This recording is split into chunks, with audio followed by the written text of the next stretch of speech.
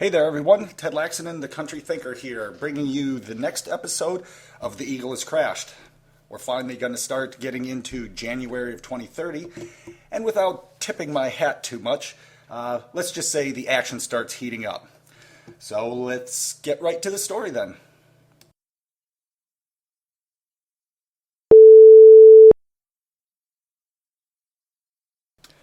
A line of trucks rolled across the vast concrete sea as their camouflaged canvas sides flapped in a bitter Texas wind that the bright sun could not warm. The caravan halted at a guard shack that stuck out like a remote Pacific atoll beside a long barbed wire fence.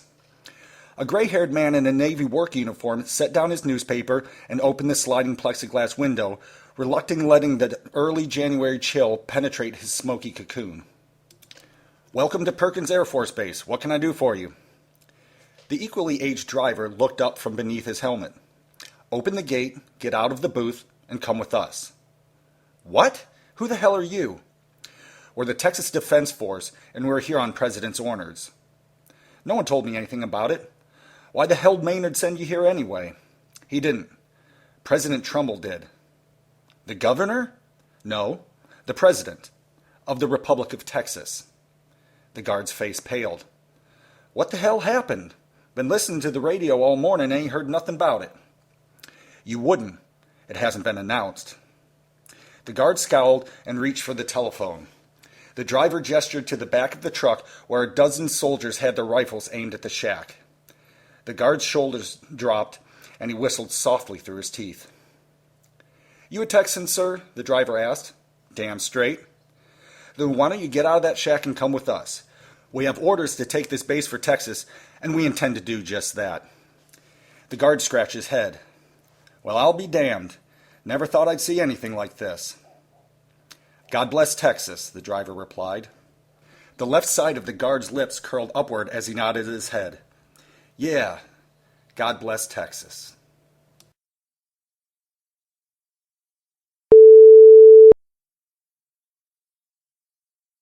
By act of a special session of the legislature of the state of Texas, on this first day of January in the year 2030, be it resolved that the federal government of these United States, established by the Constitution of 1787, has materially and impermissibly breached its constitutional duties in egregious, repeated, and continuous ways, relieving the state of Texas of any duty to participate in the union so established, including but not limited to violations of the interstate commerce, general welfare, and spending clauses of the Constitution, as well as obscenely destructive fiscal irresponsibility that jeopardizes the safety and well-being of all Americans generally and Texans specifically.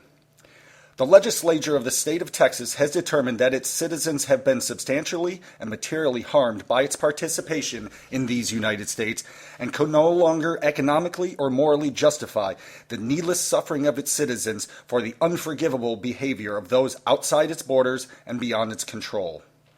Wherefore, the state of Texas does declare its independence from these United States of America, and wherefore, the newly established Republic of Texas demands compensation from the federal government of these United States, as well as other states, for damages suffered by Texas from its union with these United States. And wherefore, the Republic of Texas shall file for an appropriate writ with the Supreme Court of the United States, requesting a formal declaration of its independence in sincere desire to obtain its freedom in the most peaceful and least disruptive manner possible.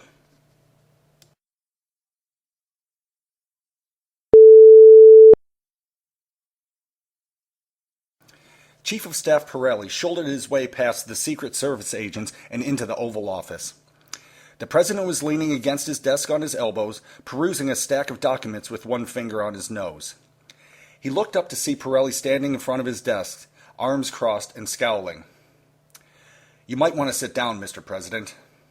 Maynard closed his eyes and rubbed his temples. "I've had more than my share of you might want to sit down moments lately. Surely this one can wait for a Republican administration." Pirelli did not move. "All right, Tony, what's the deal?" Texas seceded. The president stood up and then thumped back into his chair. He lifted his feet onto the desk and put his hands behind his head. With a smirk, he said, "That's a relief."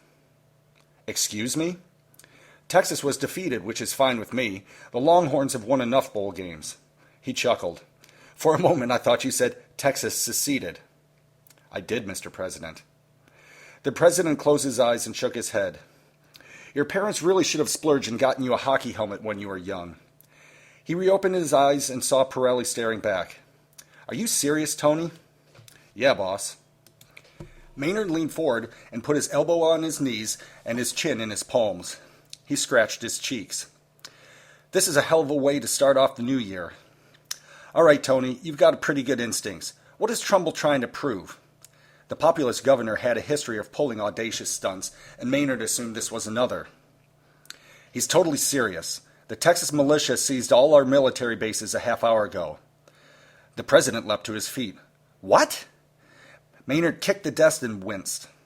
"What about our offices? FBI, EPA, Dallas Fed?" "They've blockaded them, too, shut off all the utilities, and are offering to fly out any workers who want out, which isn't many since this is a holiday." "Cell phone contact?" "Jammed." "Satellite communication?" "Jammed. We think they had some inside help from NASA in Houston." Jesus, Trumbull put some thought into this. The president sighed and then waggled his left index finger. "I may have just had my Pearl Harbor moment, but we know how that ended for the Japanese. Put me in touch with Trumbull so I can figure out what he's after." Maynard rubbed his forehead. "How the hell did he do this without us catching wind of it?" Pirelli shrugged. "I'm not sure. From what we can tell, he secretly got enough support from the legislature that he knew he could pass a resolution. He mapped it out, executed the plan, and then the legislature convened and voted on the resolution." "On New Year's Day?" "Yep. They were going to have an emergency budget vote tomorrow, so most of the legislators were already in Austin. The rest voted by SATCOM." "Was the vote close?" "From what I hear, some of the legislators were pretty upset that they were kept out of the loop." "That's not what I asked you. Was it a close vote?" Pirelli shook his head. "Only 22 voted against it, adding up both houses." "You're kidding me." "I wish I were, boss. I think the Texans are serious." Maynard scowled. "Well, so am I, damn it. They have no right to secede. Get that son of a bitch Trumbull on the SATCOM, now." "Will do, boss." Pirelli led the president to the SATCOM room. Maynard leaned against the mahogany table, facing the screen, while the chief of staff took a seat behind him. The screen began to glow, slowly revealing Trumbull's lanky figure. His face was deeply pockmarked from heavy bouts of acne as a teenager. His black hair was heavily greased and parted neatly to the side, and around his neck he wore his trademark, a bolo tie with a slide cut from the antler of an elk he had shot in British Columbia, etched like scrimshaw with the outline of the state of Texas. The president crossed his arms. "What the hell do you think you're doing, Governor?" "President, not Governor. Interim President." "I'm not going to call a law-breaking rogue President." "I know how you feel, Chris." Maynard shook his head. "You need to show a little more respect to the office of President." He studied the lanky Texan's eyes. "All right, Trumbull, what are you up to?" "We've seceded." "You can't secede." "Sure we can. America seceded from Britain." "That took a war. You really don't want that." "I agree that we don't want war. That's why we filed a petition with the Supreme Court to approve our independence. We want to resolve this peacefully." "You're seriously kidding yourself if you think the Supreme Court is going to sign off on your independence." "Well, let them say it. Presidents have been surprised by the court before, and maybe this is another one of those times." Trumbull rubbed his chin. "Does the big compromise ring a bell?" The president's face grew red, and he pointed his finger at the screen. "Damn it, Trumbull! You've grabbed our military bases! That's an act of war!" "War?" Trumbull said with a surprised look. "Why are you so quick to jump to that conclusion? We've just put some of your assets in escrow. You know, a down payment." "A down payment on what?" "Damages the U.S. government owes us." "Damages? For what? How can you claim you've been harmed by being a part of the greatest nation in the world?" "Unfunded mandates, punitive taxation that has gone to Washington for no purpose and made Texas businesses less competitive, bailout money for irresponsible companies and sister states. Let's face it, we were barely touched by the Great Recession, and we completely skipped the last two. You've held us back, and we've been forced to help you find your way out of these economic predicaments at a great expense to our citizens and businesses. Texas is through with all this idiocy. I could go on and on and on, but it would be better if I just sent you a report from our damages experts. Damages experts? This isn't a court case, Trumbull. Maybe not, but we are in settlement negotiations, so the analogy isn't totally off the mark. We are not in settlement negotiations, Trumbull. You are a renegade, guilty of treason, and you will be brought to justice. Texas is and will remain a part of the United States. Treason is seeking the overthrow of the government, and I haven't taken one step to overthrow you. Frankly, as a neighboring nation, I want the U.S. to thrive and prosper as a trading partner. Listen, you ungrateful son of a bitch. The United States has provided Texas with protection, services, and a countless list of benefits as the United States. If anyone owes anyone anything, it is Texas that needs to pay the U.S. government. We paid more than our fair share, especially during recessions when we were about the only source of revenue you had. Maynard shook his head. You are completely insane, Trumbull. I'm insane? Trumbull laughed. You're sitting on almost $40 trillion in debt. I'm sitting on a surplus. I'm a creditor with reserves, and you're the greatest debtor in the history of the world, by far. And I also control the greatest military force in the history of the world. Ah yes, brute force. I expected it to come to this, at least as a conversation. The first thing to remember, Chris, is that you have no money. You can't afford a war.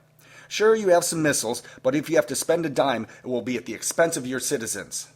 I can hear it now. I'd rather kill Texans than live up to my invest in America promises. Besides, you're going to need all your military to control the violence that's going to sweep across your country. Trumbull put his left hand on his chest. I, on the other hand, have excellent credit and can acquire anything I haven't already put into escrow.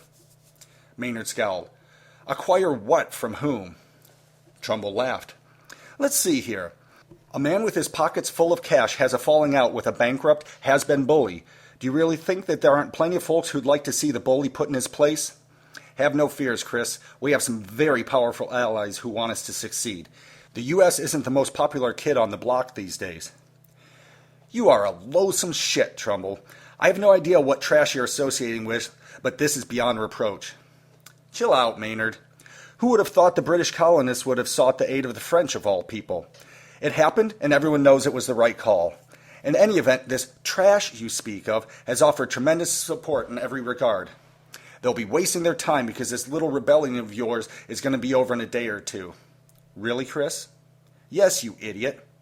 How are interest rates on your treasuries doing these days? What the hell does that have to do with anything? Answer the question. You're nuts. It's irrelevant. Perhaps. But consider this.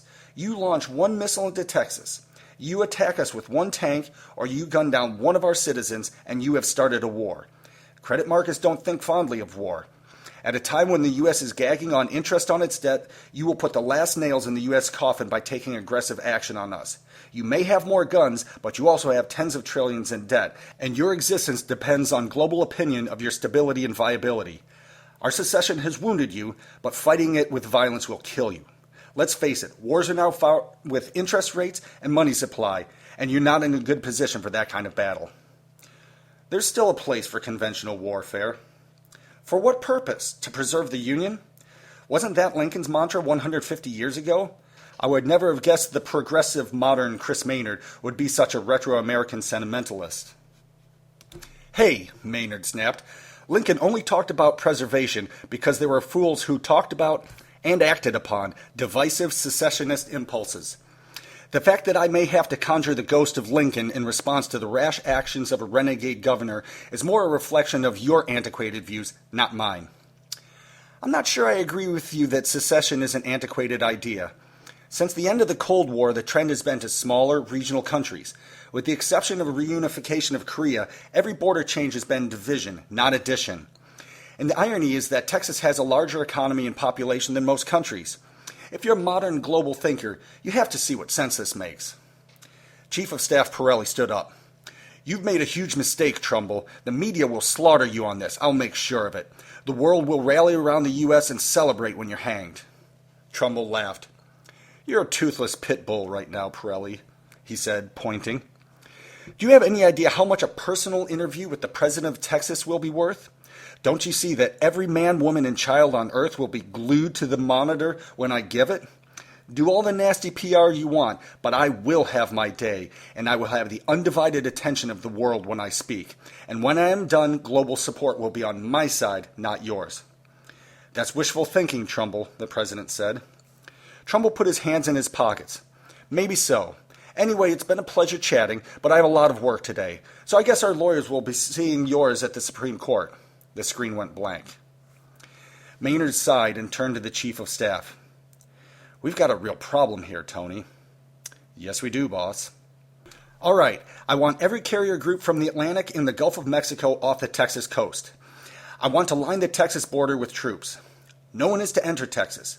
Anyone wants to leave is welcome, but nothing and no one is allowed to enter. You're setting up a blockade? Let's call it a quarantine. Think of it as an infection we're going to put a tourniquet on. I don't want to attack just yet, but our response must be strong and swift. Pirelli smiled. I like your thinking, boss. Let's choke those damn Texans.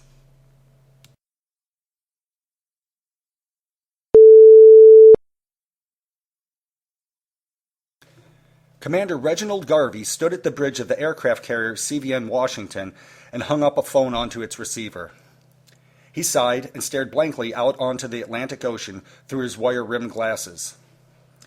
Who is that? The chief petty officer asked. The commander continued to stare out across the ocean. When I was a boy, Abraham Lincoln was a hero of mine. After all, he freed my people from slavery. At least that's what I learned in middle school. But in my history class in my first year at Annapolis, I was shocked when I learned something he said. It's a quote that's burned in my brain. If I could save the Union and free all the slaves, I would do that. If I could save the Union without freeing one, I would do that. If I could save the Union and free some slaves while leaving others be, I would also do that. Freedom for my people was a strategy, not an objective. Commander Garvey sighed. There were more Americans killed in that war than in all other wars combined. I've asked myself since that day, was it worth it to kill all those Americans just to save a government? Could I turn my gun on a fellow American for politics? Was the Civil War just and moral? Now, if the war were actually for justice, to free the slaves, yes. But for politics? I have asked myself those questions hundreds of times, but I knew that I would never know my own mind on those issues unless I was actually put into that dilemma. Who is that on the phone? Washington. Our carrier group has been ordered to the Gulf of Mexico off the coast of Texas. We're supposed to stop anyone or anything that tries to enter Texas and be prepared to strike if ordered. What are your orders, sir? Our group is heading south. South? Texas is west of here. Yes, I know. Where are we headed? Brazil.